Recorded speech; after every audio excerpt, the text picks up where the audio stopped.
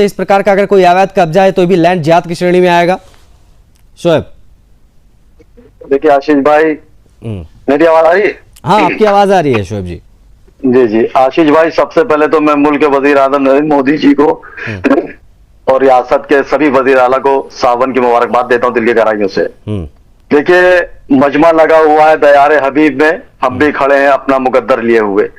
ये खानकाह दरगाहें जो होती हैं, इससे मुसलमान कम मेरा हिंदू भाई ज्यादा फैज़याब होता है। आप किसी भी मजार पर अगर चले जाए 70% मेरा हिंदू भाई बहनें वहां जाती हैं और उनकी मुरादें पूरी होती हैं। पहले तो ये बात हो जाए। दूसरी बात, आपने कहा कि ये मजार वहां पे इस तरह का मामला चल रहा है, तो जिस तरह के वहां के स्थानीय लोग ये बात बता रहे हैं कि 1000 साल पुरानी बात थी, तो 1000 साल पुरानी बात थी तो इस वक्त ये मामले मंदिराम पर कैसे आ गए? और लखनऊ में भी आप देख ली मेडिकल कॉलेज में मैं इंटरप्ट इसलिए शोएब जी आपको कर रहा हूं क्योंकि 1000 साल पुराने का कोई प्रमाणित दावा नहीं है, ये चीज मैं स्पष्ट कर दूं। वहां का खादिम ये बोल रहा है, इसका कोई आर्कियोलॉजिकल सर्वे ऑफ इंडिया का कोई ऐसा प्रमाण पत्र नहीं कि 1000 साल पहले ये बना था। एक चबूतरा था, जैसे धीरे धीरे करके जो सड़कों किनारे आप देखते हैं कब्जा कर लिया जाता है। नहीं तो ऐसे तो आशीष भाई आप शहर में देखे तो रोडों के ऊपर हर मजहब की चीजें बनी हुई है आस्था वाली, और उस पर कोई उंगली उठाता, लेकिन मुसलमान की बात आती तो फॉर एक्शन लिया जाता है। और यहाँ पर घर को आग लग गई घर के चिराग से, अगर खादिम बोल रहा है तो खादिम की क्या उम्र होगी? बहरहाल टॉपिक बदल जाएगा। देखिए वहां पे चूंकि मजार मौजूद है, जैसा आपने कहा कि बहराइच में बंद कर दिया गया, जाहिर सी बात है मुख्यमंत्री ने ऑर्डर दिया था तो उसको सम्मान किया गया, उसको माना भी किया।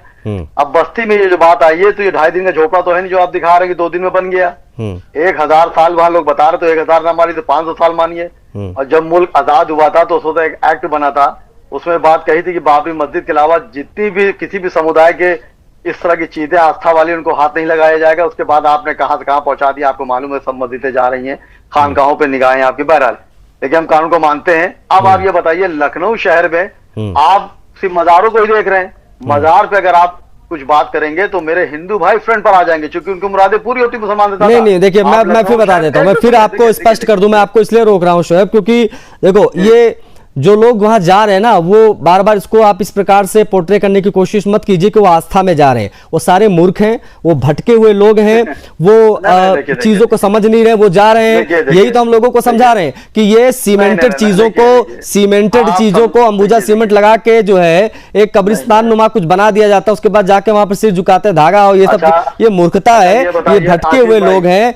ये भटके हुए लोग हैं, तो इसको आस्था का मत दीजिए। और किसी को कोई मुराद और पुराद और चुराद ये सब पूरी नहीं होती वहां पे, ये सब ड्रामेबाजी बकवासबाजी है, ये माहौलबाजी सुदर्शन न्यूज पर नहीं चलेगी। खैर हम तो सीधा विरोध करते हैं, हम तो हर मजार हर दरगाह का विरोध करते हैं इस प्रकार की चीजों में जहां पर माहौलबाजी होती है, क्योंकि इस्लाम में है ही नहीं मूर्ति पूजा, इस्लाम में है ही नहीं सीमेंटों की पूजा की जाए। तब आप लोग तो मूर्ति पूजकों को काफिर मानते हैं, उनकी हत्या करवा देते, सीधा गला रितवा देते हैं। तो भैया ये इसकी पूजा किस बात की पूजा है? गजब हिसाब है।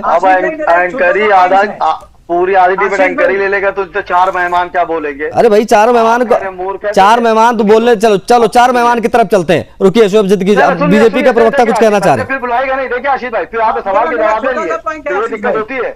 आप पहले जवाब देंगे, उसके बाद बुलाइएगा।